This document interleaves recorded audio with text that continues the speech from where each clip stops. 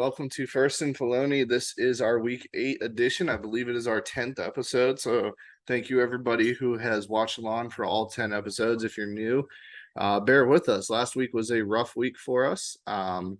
We both went 5-5 since we did have the same amount of picks. Elise went 5-5 as well, our guest picker. But good news is for the season, I am over the 50 win mark. Andrew has 2 more wins to get over the 50 win mark, so he'll get that next week. My locks are now in the positive. I'm 16-15. So the records go 52-18 for me, 48-22 for Andrew. And we are about at the midway point. So this show, we will be doing a little bit different things. I think we both have the same game of the week and kick of the week. Bambard kick of the week. But we're going to do a little bit of midseason awards as well and have a little bit of discussion on that way. But before we get into that, Mr. Cooper, do you want to go ahead and tell us who the game of the week was for last week? It might be game of the year. If not, game of the year candidate. No, definitely game of the week was the Tennessee and Bama game for me.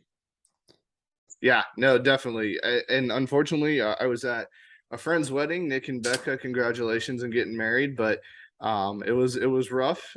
We did catch the game-winning kick as the best man was giving his speech. Thank goodness I was in the back there. Did have to hold in our cheers and everything else for that, but I'm with you. I watched the highlights the next day. It was definitely game of the week, and I mean it's game of the year so far for me. No, without a doubt. So the question I want to ask you with that is Tennessee back? Are you fully on the Tennessee hype train now? I don't know, dude. I'm scared to even say yeah because I feel like every time that we say a team is back, Right. they end up getting waxed or they blow it the following week. Yep. If I had to base it off the Alabama game, I would not say they're 100% back because they still struggled in a few things. But I mean, it was Bama. Yeah. But as far as them improving a hell of a whole lot, yes, 100%. Yeah, I'm with you there. Their defense did not look good. Granted, it was Bama and Bryce Young. Bryce Young had a great game for being injured. Tennessee's offense is just they're amazing. Like it's starting to feel like 98 as they're saying out there. And it just Hendon Hooker had his Heisman game, I think. I mean, if they go undefeated, I know CJ Stroud's doing his thing, but it'll be kind of hard to knock him off the pedestal there. But Well, my thing, yeah, but you can't. Well, right now, you can't even compare Stroud to Hooker because of the opponents that Hooker has played. yeah, the only team that Stroud's played is Notre Dame, arguably, and they're depends on which team shows up, right? Yeah, because So Notre Dame's what 3-3. they lost to Stanford, a 1-4 Yeah, at the time, Stanford last I week. know. So no, I'm with you. It leaves Tennessee doesn't have an easy schedule coming up. They got Kentucky still, they have Georgia still. Who else? And I think they either have Ole Miss or Mississippi State, or maybe both of them. But they got UT Martin this week, which is good because this could have been a trap week. I don't think UT Martin's going to beat them. If they do, then that's what we'll be leading off the show with next week. But it leads to the question: if Georgia beats Tennessee, but then Alabama beats Georgia in the SEC championship game, and Tennessee wins out, you have 3 one-loss SEC teams. Who gets into the college football playoff? Yeah, but you can't really base it because you got to see what Ole Miss does. I don't think Ole Miss is going to be there. I have them honestly this week. I have them on upset alert at LSU, especially after LSU played last week. LSU is quietly 5-2. It is at Death Valley. We'll talk a little bit later about that game, but that's a good point. Ole Miss is undefeated. But can you name a player on their team? On Ole Miss? Yeah. Yeah, Jackson Dart. Okay. This is one more than I know, and I guess that's a quarterback, right? Yeah. So Oh yeah, um without a doubt. so it's one of those things. I don't think Ole Miss can do it. They've snuck out of a couple games. And I mean Kentucky can beat Tennessee too. If Will Levis is playing, why not, right? But hypothetically, if we have the 3-1 loss SEC teams, Tennessee would have beaten Bama. Bama beats Georgia in the SEC championship, and then Georgia beats Tennessee in the season. Who goes to the college football playoffs? Now that's barring Good and daggone well. undefeated or one loss UCLA or Oregon or USC. That's a undefeated TCU or a one loss TCU, Oklahoma State, Texas, 2-loss Texas. That's an undefeated Clemson, and then you have Michigan and Ohio State, who will be one loss most likely at the end of the year too.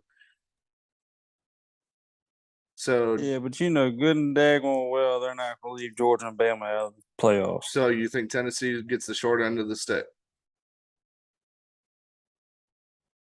I don't see how you could though. But I then would who do like you to leave see out? Tennessee. Who do you I leave would out? like to see Tennessee. I leave Alabama. Dude, they've struggled. They're really not all that good. They are good, but I don't think So they're the you would caliber you right pick now that would you pick so we would assume whoever is undefeated out of the Big Ten, the Ohio State, all Michigan. right, say Ohio State.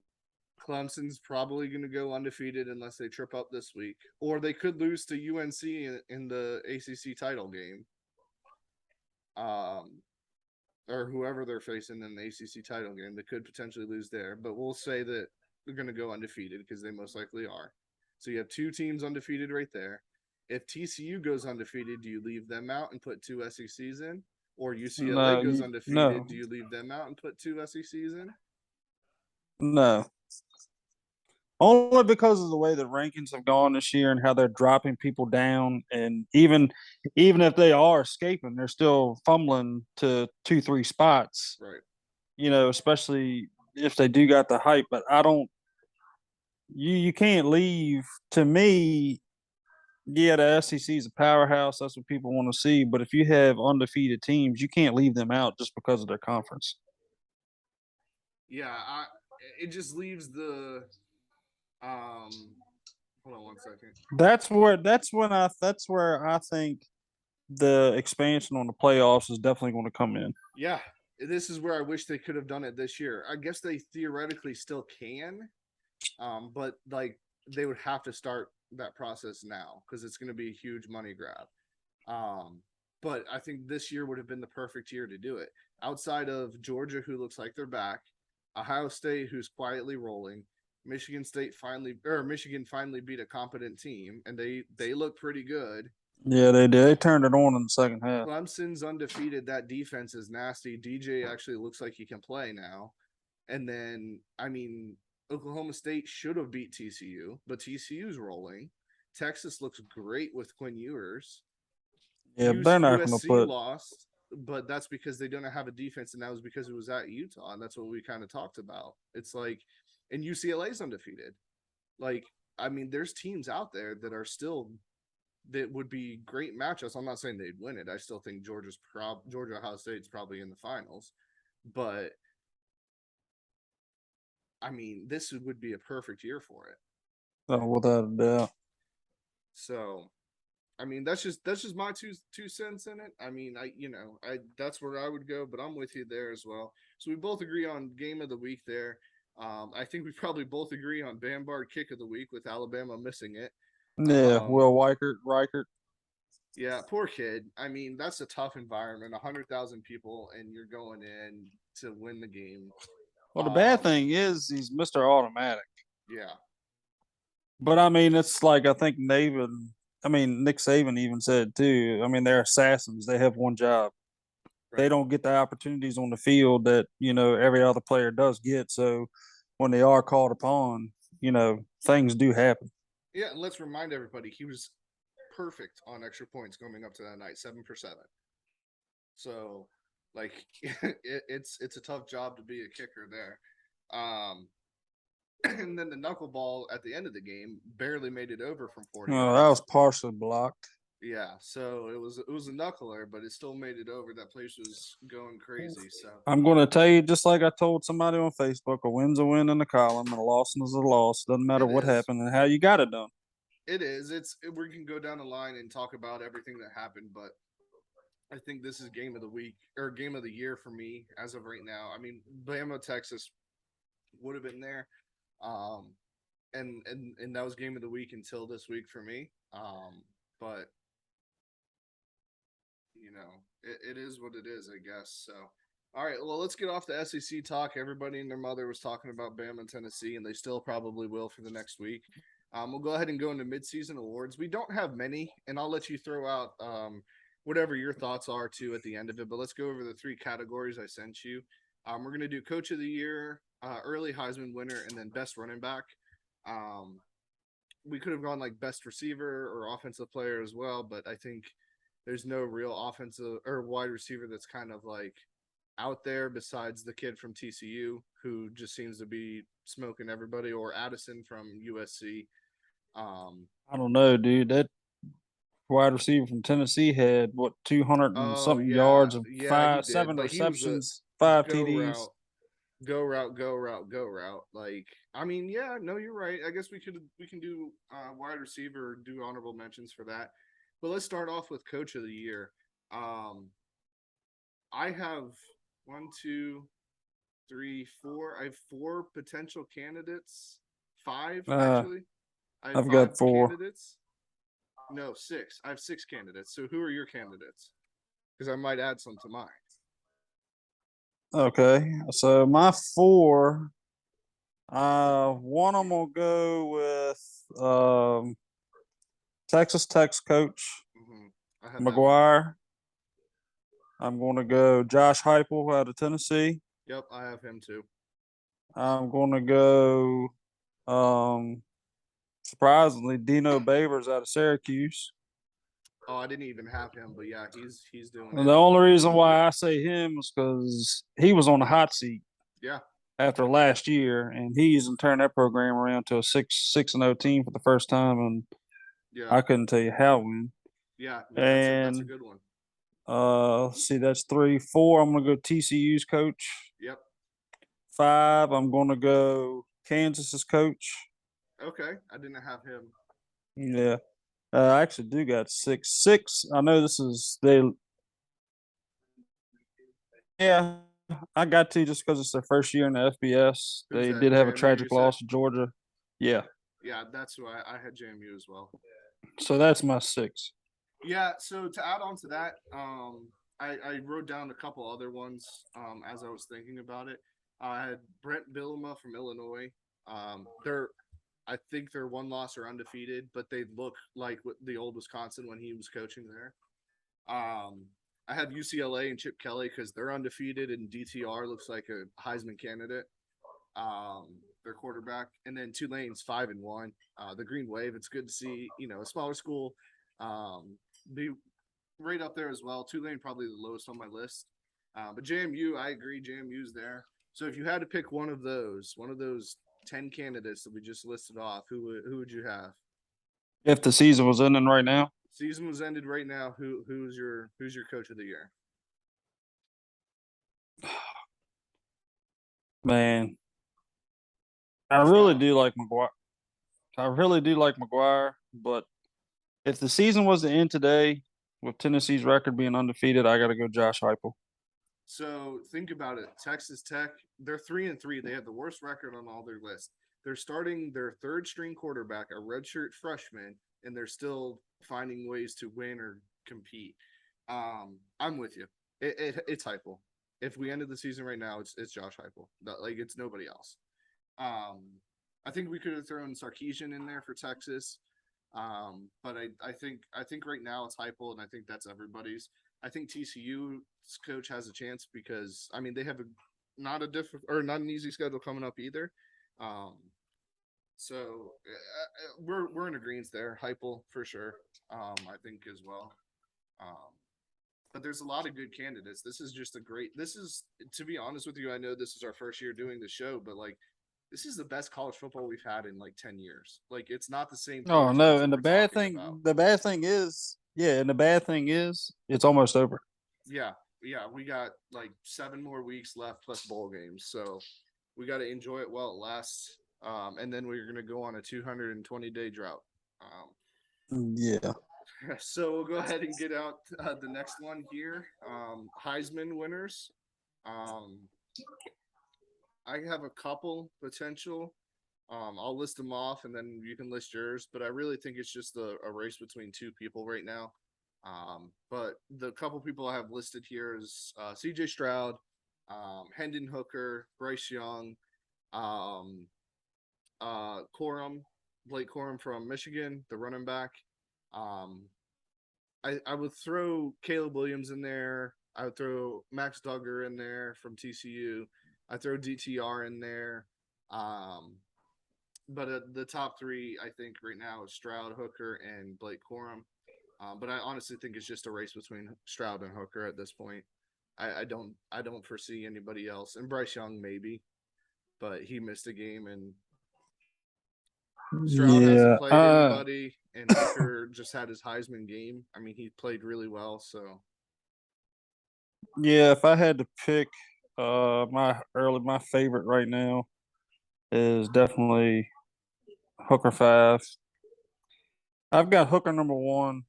yeah, Um to be honest, I've got Corum at 2. yeah. 3 I'll go Excuse me. Stroud, and 4 I'm gonna stay with Stetson Bennett. Yeah, I guess. I mean, it's tough, right? Because Bennett's had a good year, or better than last year. Stroud's as having a great year, but they haven't played anybody. You can kind of argue that Auburn really, or that Georgia really hasn't played anybody either. Um, I think I would go with Hooker as of right now as the leader. But we can't forget about Will Levis either. I mean, he's up there. Like that team's nothing without Kentucky's nothing without Will Levis. Um, I mean, Spencer Sanders, that team's nothing without Oklahoma State's nothing without Spencer Sanders. Oklahoma, Dylan Gabriel, like we're missing, a couple really good players here too. But I'm with you. I think it's right now it's Hooker, Stroud, Corum, but I can see Hooker, Corum, Stroud as well as the top three. It's tough for Heisman because it's a quarterback award. I mean, you always want to Oh see the yeah. running back out there or quarterback or receiver, but or the Manti Te'o's, Charles Woodson's out there, but it's the quarterback award. Um, okay, cool. So we're both on agreement there. Um, and then we have the best running back of the league. I threw this one in there because there's so many good running backs. You got Corum, you got Bijan Robinson, you got Muhammad You Ibrahim, got you got Ibram. Chase Brown, you got the kid from Syracuse. I can't think of his name. Um, I mean, you just have That's a hard one to pronounce. yeah. I mean, you have so many people like that are there for running back. Bama's running back's doing great this year too. Um, He's a transfer from an ACC school. I did not know is it really? that. Yeah, I heard the commentator say that the other night. I didn't catch what school. So I mean, best running back. I think we're probably with your top three in the Heisman. I think we both agree Corum right now. Donovan Edwards, his running mate, is pretty good too. He surprised me last game. But I'm going to go Blake. If you ask me at the beginning of the year, Bijan Robinson, 100%. I would take him every day of the week. If Muhammad Ibrahim didn't get hurt from Minnesota, I would pick him. But Blake Corum, that Yeah, little I've guy got. can run. That little guy runs like Jerome Bettis Well, for his dude, tiny little self. when he's got a line like he does that just Oh yeah, manhandles up front, them big hog mollies. Good God, dude! Yeah, they're creating holes yeah. that you could drive a Mack truck through. Oh for sure. I mean, I threw But him I for 100 mean, yards really, on like I said, Penn State. oh yeah, I mean, but to me, he's the favorite as far as running back, Yeah, top running back. I got him, Bijan, and I've got Ibrahim or whatever at 3. Like I said, if Ibrahim didn't get miss a game yeah. and he could And tack up a few more yards. he was on pace to break records, Mm-hmm. touchdown records. I think you're right though. Michigan showed me it wasn't McCarthy who won the game. Honestly, Donovan Edwards had more yards than Blake Corum rushing. It was the No, that offensive line won that game. It was the offensive line, and that's how they're winning. Michigan might beat Ohio State, and I hate Michigan, and they haven't played anybody to show me that, but their offensive line, I don't think Ohio State can't stop that. So No, that'll be a I mean good Ohio future State game. really. I mean Ohio State really, though, like you said, hasn't really played. That defensive front hasn't played an offensive line like Michigan's at all this year. Yeah. Yeah, for sure. No, we'll be see. I mean, we still got some fun football ahead of us, but okay, cool. Anything else for midseason awards? Any other shout outs you want to give to anybody? Maybe best defense? I didn't think about that. I mean, we can go top defense. I don't know, man. Defense. I don't really know if I really have a top one, to be honest. I mean, I want to say Clemson's, but they gave up 30 some points to Wake Forest. Gave up 28 to Florida State. I want to say Iowa, but like their offense can't, hold the ball or score a touchdown. I mean, It's hard to say on that. at Penn State's defense, I would have said, but Michigan blew through that theory. Yeah. So, I mean, I guess you'd have to go Clemson. Yeah, if you had to pick one, I'd say that one. Georgia, maybe. Not as good as last year's defense for Georgia, but that was like once in a lifetime. Well, that was a go-to. Yeah. Yeah. So, okay. All right, cool. Well, let's go ahead and get into these games here. This week's slate was a little bit less. We have a lot of teams on bye weeks. We have a lot of bigger spreads than we would have liked. But we try to pick some good games and kind of keeping with the theme of people that are still in contention or good rivalries or who we think is going to be a good scoring game. We'll go ahead and we'll start off with the biggest spread of the day. Iowa at Ohio State. Ohio State is favored by 29 points. I mean, I'm going Ohio State. Like, I wanted to say I highlighted this game at the beginning of the year, thinking that Iowa would learn from their mistakes and get a quarterback who can actually play football. But they can't. Their defense is sufficient enough. I don't think Ohio State wins by 29, but I think they do win by 15, 20. Yeah, I mean, I'm not going to disagree there. Iowa really hadn't shown me much, unfortunately. The bad thing is every other year they always have a tendency to screw somebody's season up, and Is I this the just game? Because they didn't do it last year. nah, it's not, dude. That offense, it's kind of like NC State, man. That defense can't stay on the field more than the offense. I mean, you start to get wore out. You start to blow assignments. You start to over pursue tackles. At this point of the I think season, you Ohio always look State, for the Iowas or the Purdue's that's going to screw up somebody's season. even the Northwestern. Northwestern. I mean, I'd throw Indiana in it this year because they're not awful like they usually are. But in the Big Ten, you're right. Somebody always last year they didn't. Ohio State, Michigan was undefeated going into that game.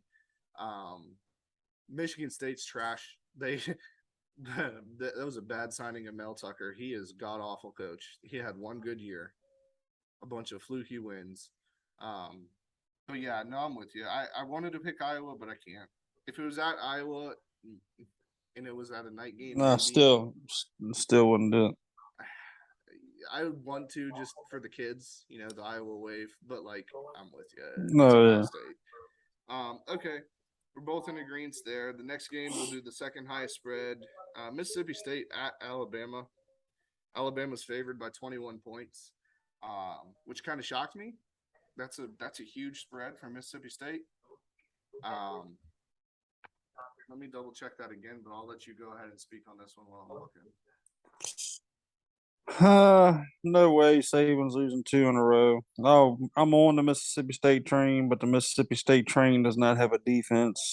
They've got an offense that's going to keep up with them, but I just don't see Will Rogers exposing that defense 2 weeks in a row like Hendon Hooker did. I think some things are really going to tighten up this week. I've got Bama by 14. Yeah, I want to pick Mississippi State so bad. I would have given anything to be on a fly on the wall after the game for the Bama. I would have given anything to be in their practices this week, um, just to see what Saban can do. But I think you're right as well. It kills me to say it. Bama as well. It might be another shootout because Bama's defense is awful. Like they don't. Will Anderson isn't doing anything. They're doubling him because nobody else is putting any pressure, and their secondary can't catch a cold right now. I No, mean, no. so I think it's going to be a high scoring game. I think 21 is too high, but I could also see this being a Nick Saban win by 30 points game too. So nothing would surprise me. If Mississippi State wins, that would probably surprise me. But any other, if Bama wins by any amount, would not surprise me. So I'm with you though. I think 21 is too high. I'll go through the third highest spread of the night. It was ACC game. Syracuse at Clemson. Clemson is favored by 13 and a half. DJ finally put together 2 games in a row, man. And they figured out a thing. He has to run the ball for 50, 60 yards for him to feel comfortable, it seems. Yeah, it's more than 13. 13 and a Dude, half. Syracuse is not that good. If it was at the Carrier Dome, If it was I at the Carrier would. Dome, I would probably pick Syracuse, no lie. Yeah, I But don't know if I'd pick I them, think I but saw I think I saw a stat earlier this week. It was like the first time in 81 years, two undefeated teams.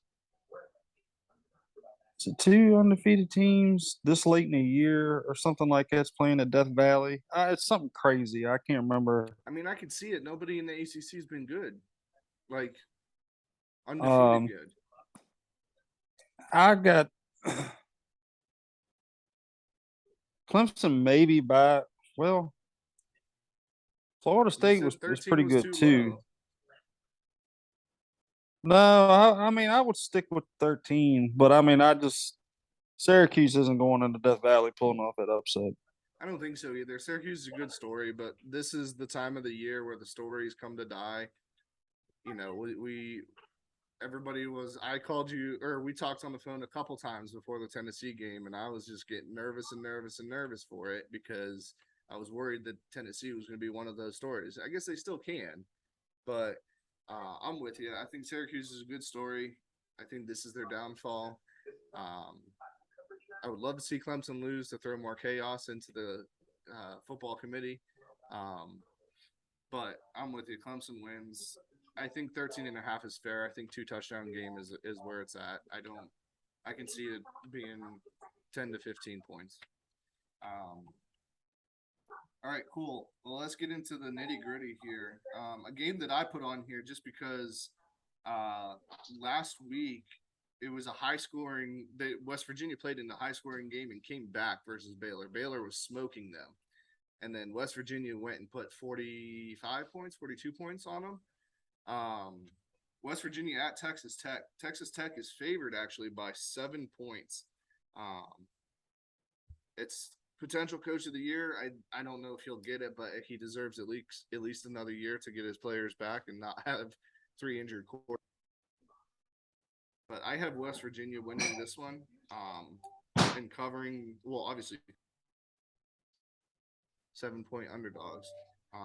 If they can do that to Is this Baylor, it doesn't matter. It was at Baylor too, which is makes this me. at is this at Texas Tech? Yep, it's at Texas Tech, but they just came back at Baylor last week. So like, I'm picking West Virginia here, and that might be my downfall. It's at Texas Tech. Texas Tech is favored by 7. I want to pick them for the coach. I like that freshman quarterback, but West Virginia came back against Blake Who did Shapen. who did Texas Tech play last week, or were they all? I don't think they played last week. I could be wrong.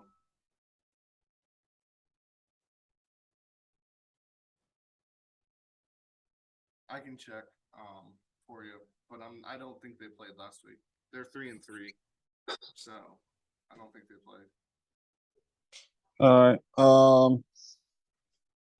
Man, the only thing that scares me is you got JT Daniels for West Virginia, he's a pretty good quarterback, It depends on and they which could put JT up. Daniels shows up. I know. The only thing it sucks though is Texas Tech is down like the third string. Well, that's that redshirt freshman quarterback. Yeah, I know. You said you picked West Virginia. I picked West Virginia. Texas Tech's favored by a touchdown, so theoretically, Texas Tech should win this game. They're coming off of a bye week too, which I didn't realize. Yeah, they didn't play last week. Oh God. It's tough, man. Give me Texas Tech. Okay, I think you win this one, but I want to see West Virginia back to The prominence. only thing that scares me about West Virginia is they get in too deep of holes, and Texas Tech can put up points, and the defense isn't that bad. But you know what I'm saying? How Yeah. far can you get ahead? But I mean, West Virginia's got six They foot got four, athletes. 6 foot. Dude, they've got some talent on the outside with the receivers. I think you're probably gonna win that one, but I'm gonna take Texas Tech only because it's at home and they had a bye week. Yeah. All right. Let's go ahead and knock out a couple of these pretty quickly. We got Minnesota at Penn State. Penn State's -5. It is a whiteout game. Penn State. Yep. That's the only reason why I picked them is because of the whiteout. Penn State never loses a whiteout game. They scare me because of their performance last week, but I have Penn State as well. Let's lock out another one. Ole Miss at LSU. LSU is favored by 1.5 points. It's a 3:30 kickoff. So it's basically a coin flip, is what the books are saying. Who you got? Who LSU you put got? up 42 points on Florida last week. I have Ole Miss. Okay. I don't like Kelly, and I will never pick him again. So Ole Miss for me. I think it's at Death Valley is the only reason it scares me, but like Tennessee didn't care. So if you're saying Ole Miss is as good as they are, which they're undefeated, they should be all right. Yeah, I'm taking Ole Miss, man. I watched that game the other day against Auburn. For granted, Auburn isn't all that great, but some of the play calling that Kiffin came up with and He's a dialed up some genius. of those receivers. Oh yeah, I gotta go. I'm picking Lane on this one. I'm going with the Rebs. Well, we don't have to worry about that because Lane will be coaching there next year. Auburn will be back to prominence, by the end of in 2 years. So, we got Kansas at Baylor. Baylor is favored by 8 points. Kansas, I'm not sure which quarterback it is, but in my opinion, it doesn't matter. I'm going Kansas on the big upset as well, just because of Baylor's meltdown last week. Oh wow, you're taking Kansas? I'm doing some leaps this week, man, and I don't like it. Is it at Baylor? It's at Baylor, but so is West Virginia, and West Virginia won 43-40. And I think Kansas is a better team than West Virginia, but their defense is worse. It's going to be a shootout.